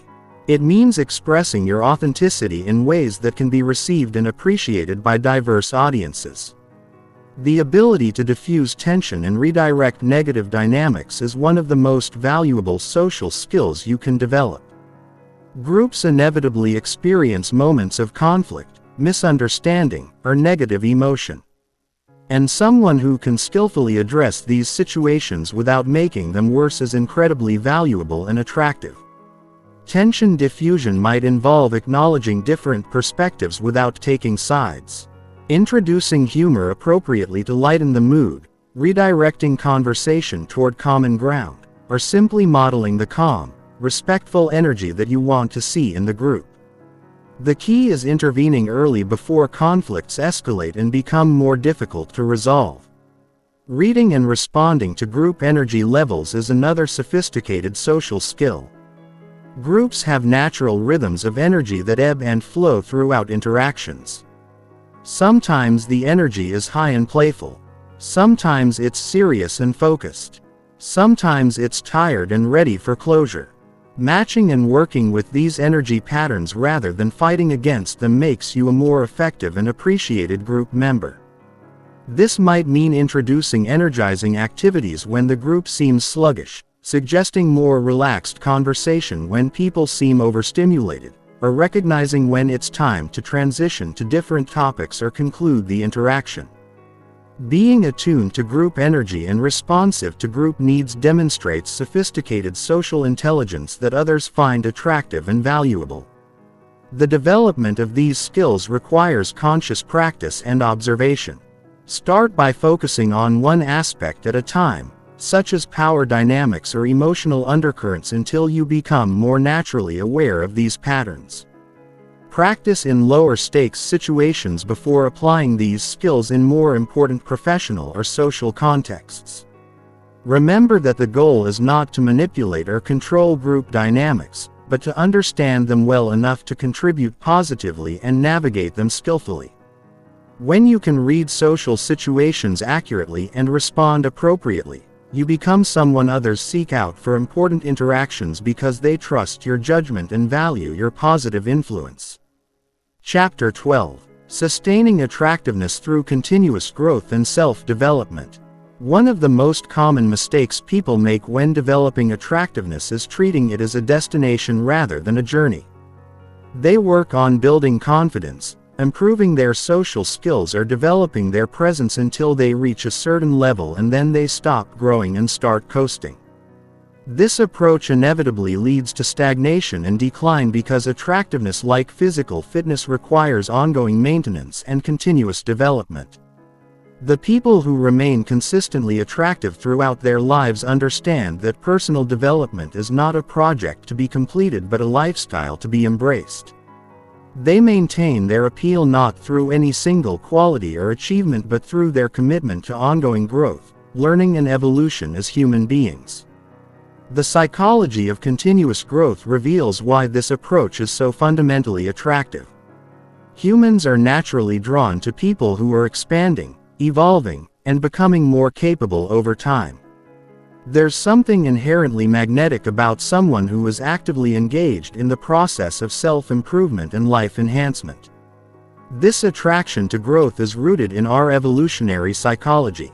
Throughout human history, the ability to learn, adapt, and develop new capabilities has been strongly correlated with survival and thriving. People who continue growing signal that they have the mental flexibility and resilience needed to handle whatever challenges life might present. Continuous growth also prevents the staleness and predictability that can undermine long-term attractiveness. When you're constantly learning new things, developing new skills, and exploring new aspects of yourself and the world, you remain interesting and dynamic. There's always something new to discover about you, which keeps relationships fresh and engaging. The foundation of sustainable attractiveness is what researchers call intrinsic motivation. The drive to grow and develop that comes from internal satisfaction rather than external rewards or validation. People who are intrinsically motivated to improve maintain their development efforts even when no one is watching or rewarding them because the process itself is fulfilling and meaningful. Developing intrinsic motivation for growth requires connecting your development efforts to your deeper values and long-term vision for your life. When you see personal growth as an expression of your commitment to becoming your best self rather than as a way to gain approval or achieve specific outcomes, you're more likely to maintain your efforts consistently over time. This means choosing growth opportunities that genuinely interest and challenge you rather than simply following what others think you should develop. It means pursuing excellence because you value excellence. Developing skills because you enjoy mastery and expanding your capabilities because you're curious about your potential. The practice of continuous learning is fundamental to maintaining long-term attractiveness. This doesn't necessarily mean formal education, although that can be valuable. It means maintaining curiosity about the world and your place in it, seeking out new experiences and perspectives and remaining open to changing your mind when you encounter better information or ideas. Continuous learners are attractive because they're mentally alive and engaged with the world around them. They have interesting things to talk about, fresh perspectives to share, and the intellectual humility to admit when they don't know something and want to learn more. They avoid the intellectual stagnation that makes people boring and predictable. The areas of learning that tend to enhance attractiveness most include emotional intelligence, communication skills, cultural knowledge, creative expression, physical health and fitness, and whatever professional or personal interests genuinely fascinate you. The key is to maintain active engagement in multiple areas rather than becoming narrowly focused on only one aspect of development. Physical health and fitness deserve special attention because they affect every other aspect of your attractiveness and life satisfaction. Maintaining physical vitality requires ongoing commitment to exercise, nutrition, sleep, and stress management. This isn't about achieving perfect physical appearance, but about maintaining the energy, confidence, and presence that come from feeling physically capable and healthy. The attractiveness of physical fitness goes beyond appearance to include the qualities that maintaining fitness requires and develops. Discipline, persistence, goal-setting ability and the confidence that comes from overcoming physical challenges. These qualities are attractive in themselves and tend to enhance every other aspect of your life. Emotional and psychological development is equally important for sustained attractiveness. This includes developing greater self-awareness, emotional regulation skills, empathy, resilience, and the ability to form deeper and more meaningful relationships. These internal qualities create the foundation for all external expressions of attractiveness. Ongoing emotional development might involve therapy, meditation, journaling, reading psychology, and personal development books, seeking feedback from trusted friends, or working with coaches or mentors. The specific methods matter less than the commitment to continuing to understand yourself more deeply and develop greater emotional intelligence and maturity. Creative expression and skill development also contribute significantly to long-term attractiveness. Having creative outlets and areas of developing expertise makes you more interesting and gives you sources of satisfaction and confidence that don't depend on other people's approval or validation. Whether it's music, art, writing, cooking, gardening, craftsmanship, or any other creative pursuit. Having areas where you're developing mastery creates depth and richness in your personality. It also provides conversation topics and ways to connect with others who share similar interests. The maintenance of social and relationship skills requires ongoing attention and practice. Even if you've developed strong social abilities, these skills need to be exercised and refined to remain sharp. This means continuing to put yourself in social situations, seeking out conversations with diverse people, and working on becoming an even better listener. Communicator and friend. Advanced relationship skills include learning to navigate conflict more skillfully, developing deeper empathy and understanding, becoming more skilled at supporting others through difficulties, and learning to balance intimacy with independence in healthy ways. These skills can always be developed further, regardless of your current level. The practice of regular self-reflection is crucial for maintaining growth momentum. This involves regularly assessing where you are in different areas of your life, what's working well, what needs improvement, and what new areas you want to explore.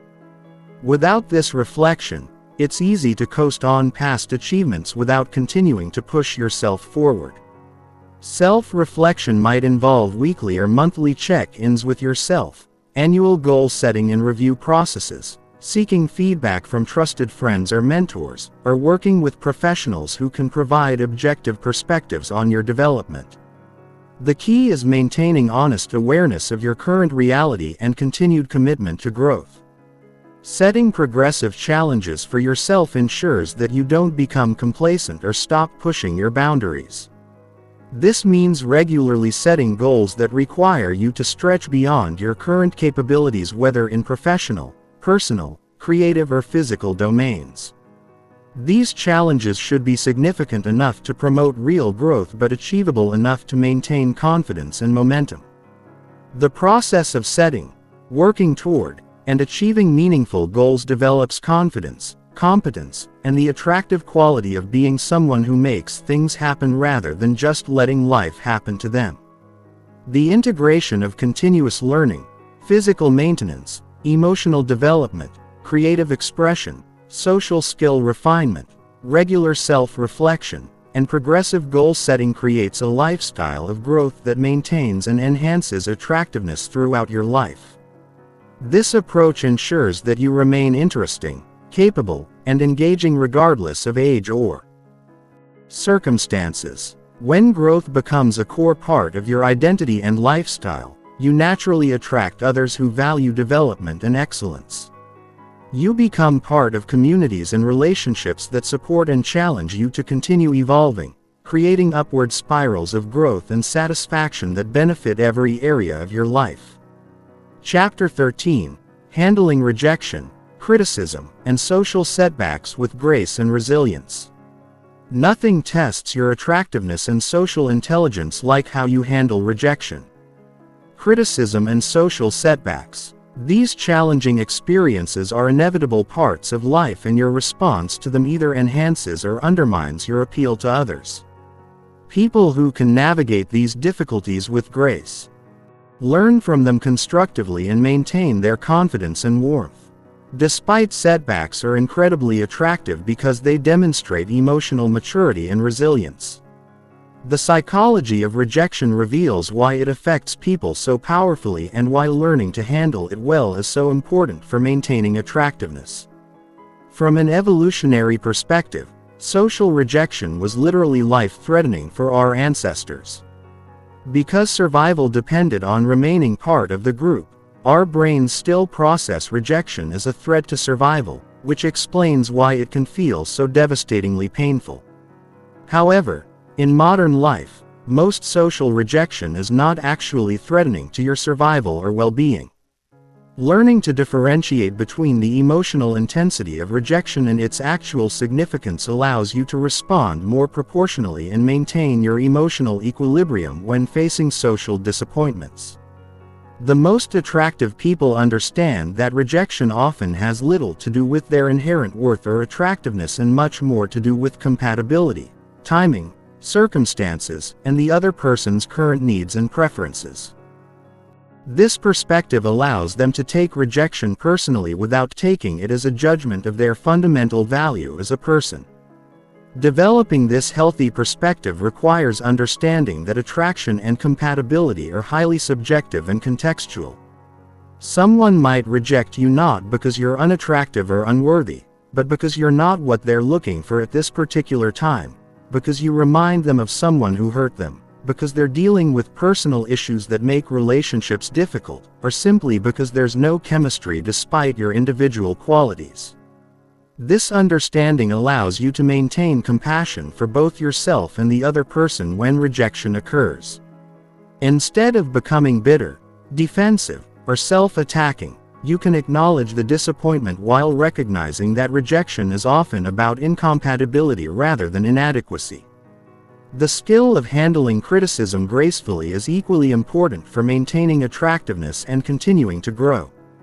Criticism, whether constructive or not, tends to trigger defensive responses that can make you less attractive and prevent you from learning valuable information about yourself and your impact on others. Attractive people have learned to receive criticism with curiosity rather than defensiveness. They listen to understand what truth might be present in the feedback, even if it's delivered poorly or with negative intentions. They separate the useful information from the emotional charge and use criticism as data for self-improvement rather than evidence of personal attack. This doesn't mean accepting all criticism as valid or allowing others to treat you disrespectfully. It means developing the emotional regulation skills to hear feedback without immediately becoming reactive and the discernment to evaluate whether criticism contains useful information for your growth. The practice of extracting value from negative feedback requires asking yourself questions like, is there any truth in this criticism that I can learn from? What might I be doing that's creating this response in others? How can I use this information to improve? What does this tell me about this person's values or preferences? This learning orientation toward criticism makes you more attractive because it demonstrates intellectual humility, emotional maturity, and commitment to growth. People are drawn to those who can handle feedback well because it signals that you're safe to be honest with, and that relationships with you will involve mutual growth rather than defensive interactions. Social setbacks such as embarrassing moments, social mistakes, or conflicts with others provide opportunities to demonstrate resilience and grace under pressure. Everyone experiences these situations, but how you handle them significantly affects how others perceive you and whether they want to continue interacting with you. The most attractive response to social setbacks involves acknowledging what happened without dramatizing it, taking appropriate responsibility without excessive self-blame, learning from the experience without becoming paralyzed by it, and moving forward with confidence and tact. This might involve offering a genuine apology when appropriate, using appropriate humor to diffuse tension, or simply acknowledging a mistake and moving on without making it the center of attention. The key is responding proportionally rather than either minimizing serious issues or catastrophizing minor mistakes. Developing resilience requires building what psychologists call cognitive flexibility, the ability to see situations from multiple perspectives and find constructive meanings even in difficult experiences. Instead of interpreting setbacks as evidence of personal failure or social inadequacy, resilient people view them as learning opportunities. Character-building experiences are simply part of the normal challenges of human interaction. This cognitive flexibility allows you to maintain hope and motivation even when things don't go as planned. You can experience disappointment without becoming discouraged, face criticism without becoming defensive, and encounter rejection without losing confidence in your worth and attractiveness. The practice of self-compassion is fundamental to handling social difficulties gracefully. This involves treating yourself with the same kindness and understanding you would offer a good friend going through similar challenges instead of harsh self-criticism when things go wrong. Self-compassion involves acknowledging that difficulties are part of the human experience and that you deserve kindness, especially from yourself. Self-compassion doesn't mean making excuses or avoiding responsibility.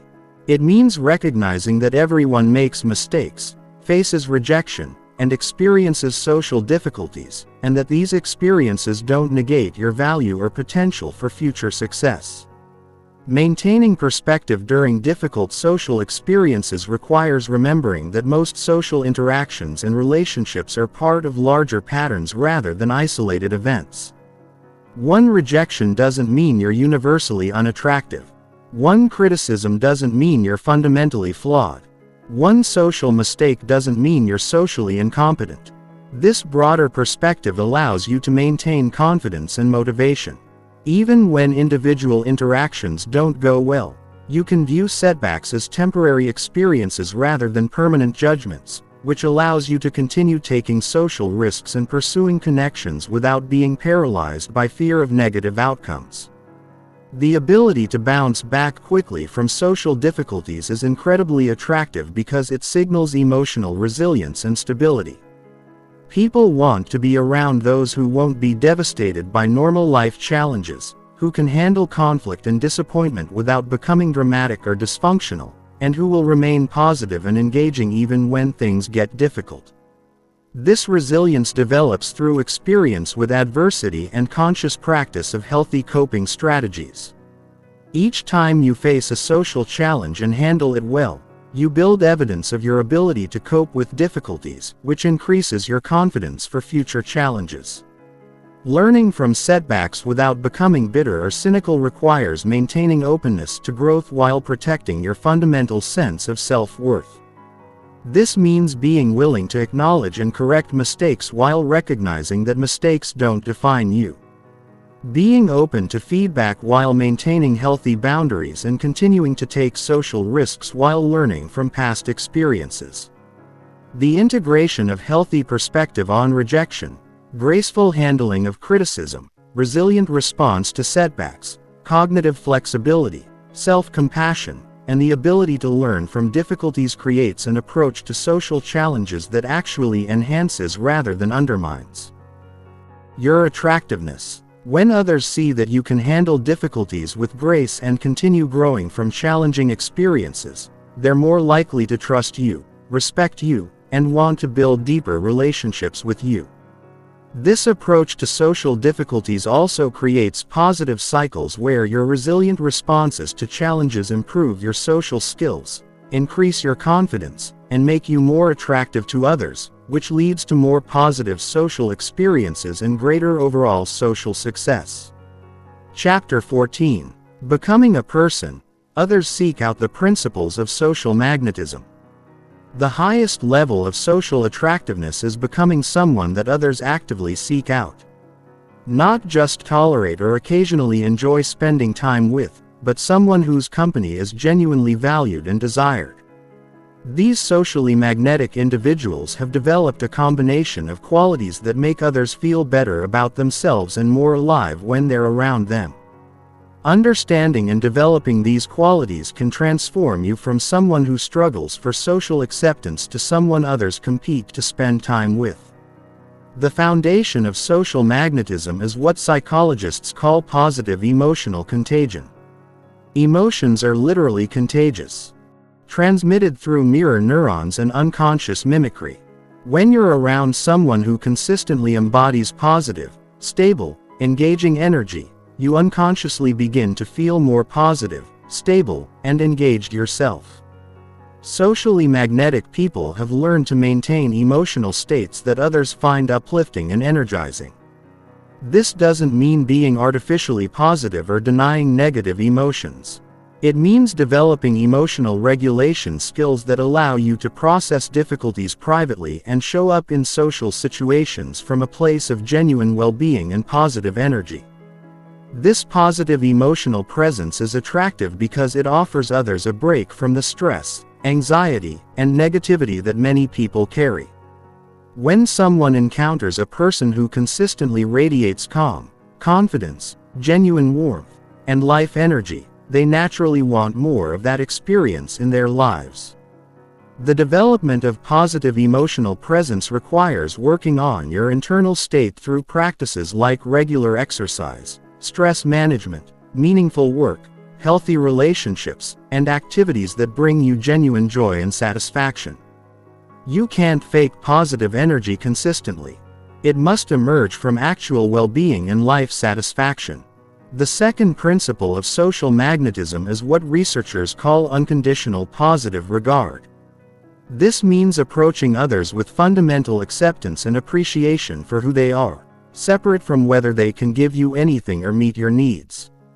People are magnetically drawn to those who make them feel accepted and valued without conditions or judgment. This doesn't mean having no standards or boundaries. It means recognizing the inherent worth and dignity of others while maintaining healthy expectations for how you want to be treated. It means being able to appreciate people's positive qualities while being realistic about their limitations. Unconditional positive regard expresses itself through genuine interest in others, non-judgmental listening, and the ability to see and acknowledge people's strengths and potential. When others feel truly seen and appreciated by you, they naturally want to spend more time in your presence because the experience feels validating and life-giving. The third principle is what we might call social generosity. This involves looking for ways to add value to others' lives through your presence, skills, knowledge, connections, or support. Socially magnetic people are constantly thinking about how they can be helpful, encouraging, or enriching to the people around them. Social generosity might involve sharing useful information, making helpful introductions, offering emotional support during difficult times, celebrating others' successes, or simply bringing positive energy and interesting conversation to social interactions. The key is giving without keeping score or expecting immediate returns. This generosity creates positive cycles where your investment in others' well-being motivates them to invest in yours, leading to deepening relationships and expanding social networks. People seek out those who consistently make their lives better in some way, whether through practical help, emotional support, or simply enjoyable interaction. The fourth principle is intellectual and emotional stimulation. Magnetic people are interesting to be around because they bring fresh perspectives, ask thought-provoking questions, share fascinating experiences, and engage with life in ways that inspire others to think and feel more deeply. This doesn't require being brilliant or having extraordinary experiences. It requires maintaining curiosity about life, continuing to learn and grow, and being willing to explore ideas and experiences that expand your understanding of yourself and the world. Intellectually stimulating people read widely, pursue diverse interests, travel when possible, engage with different types of people, and maintain active engagement with whatever subjects fascinate them. This creates a depth of knowledge and perspective that makes conversations with them enriching and memorable. Emotional stimulation involves being willing to explore deeper topics, share meaningful experiences, and create space for authentic connection rather than keeping all interactions at surface levels. People are hungry for genuine connection and are drawn to those who can facilitate meaningful interaction. The fifth principle is what researchers call social leadership, which doesn't necessarily mean formal authority, but rather the ability to positively influence group dynamics and help social situations become more enjoyable and meaningful for everyone involved. Social leaders might initiate conversations, suggest activities, introduce people to each other, diffuse tension, or simply model the kind of energy and engagement they want to see in the group. They take responsibility for contributing to positive group experiences rather than just passively participating. This leadership emerges naturally when you combine genuine care for others' well-being with the confidence to take initiative and the social skills to guide interactions in positive directions. People are drawn to those who make group experiences better and more enjoyable. The sixth principle is authenticity and emotional transparency. While this might seem contradictory to maintaining positive energy, the most magnetic people have learned to be genuinely themselves, including appropriate sharing of their struggles, uncertainties, and growth areas. This authenticity is attractive because it gives others permission to be real as well, rather than maintaining exhausting social facades. When you can be both positive and real, both confident and humble, both strong and vulnerable, you create space for deeper, more meaningful connections. The key is sharing authentically in ways that invite connection rather than dumping emotional burdens on others inappropriately. It means being real about your human imperfections while taking responsibility for your own emotional well-being and growth. The seventh principle is what we might call social intelligence in action. This involves reading social situations accurately and responding in ways that enhance rather than detract from group dynamics. It means knowing when to speak and when to listen, when to lead and when to follow, when to introduce new topics, and when to explore current ones more deeply. This social intelligence also involves understanding and working with different personality types, communication styles, and cultural backgrounds. Magnetic people know how to connect with introverts and extroverts, direct communicators and indirect ones, serious people and playful ones.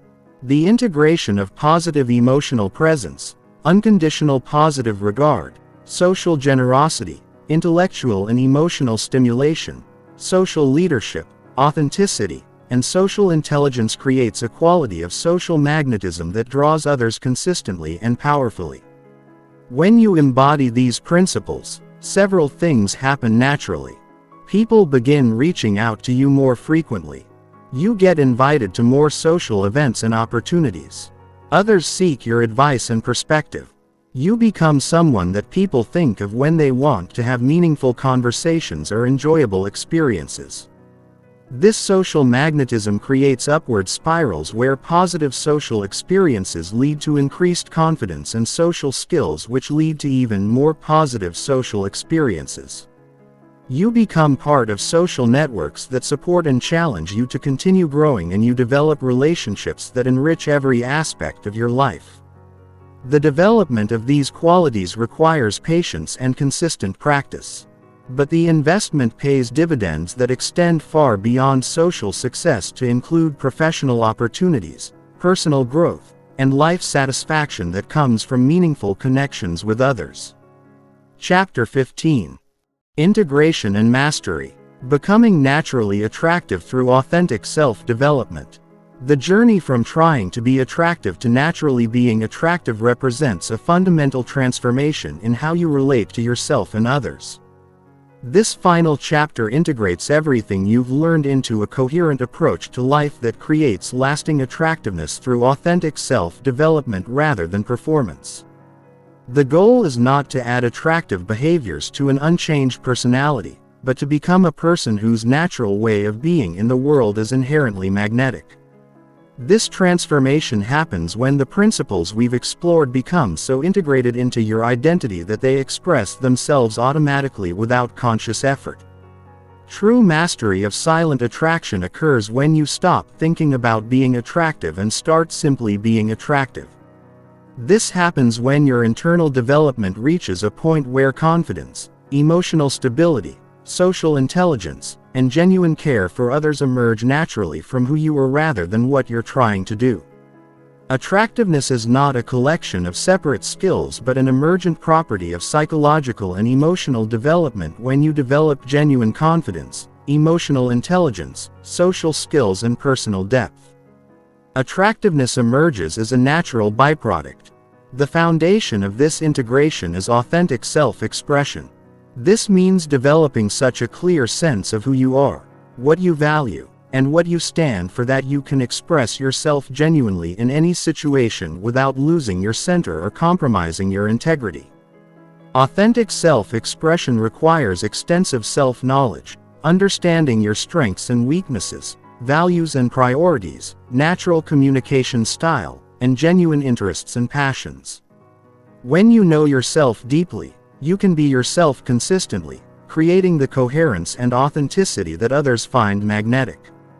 This authenticity is attractive because it's rare. When others encounter someone who is genuinely themselves regardless of social context, it's both refreshing and inspiring. It gives others permission to be more authentic as well. Developing authentic self-expression requires courage to be yourself even when it's not popular or immediately rewarded. Express your genuine thoughts respectfully. Pursue your real interests rather than what you think will impress others, and make decisions based on your values rather than social pressure. This courage develops through practice and positive experiences with authenticity. Each time you express yourself genuinely and experience acceptance, you build confidence in your authentic self. Each time you compromise authenticity for approval and feel dissatisfied, you strengthen your motivation to be more genuine. The integration process involves effortless excellence. Developing the skills we've discussed to such a level that they become automatic expressions of who you are rather than conscious techniques you remember to use. Effortless excellence develops through deliberate practice. Consistently working on skills just beyond your comfort zone with full attention and intention to improve over time. Advanced skills become natural and automatic, allowing you to focus on even higher levels of development. This means practicing emotional regulation until maintaining calm confidence becomes your natural state. Developing social intelligence until reading group dynamics and responding appropriately becomes instinctive.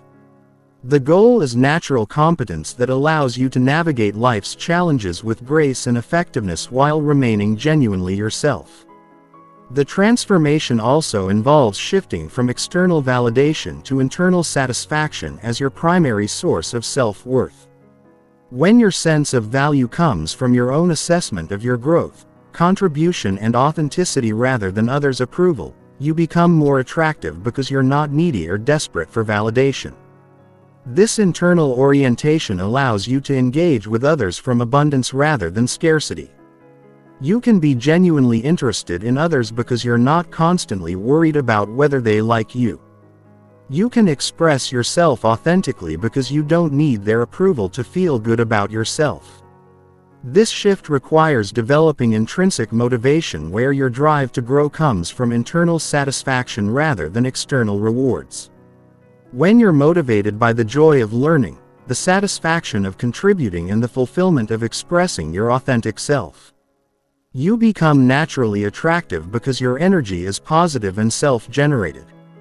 The mastery of silent attraction involves understanding that true attractiveness is about service to others rather than personal gain. When you develop yourself to contribute more effectively to others' well-being and happiness, attractiveness emerges as a natural byproduct of your positive impact.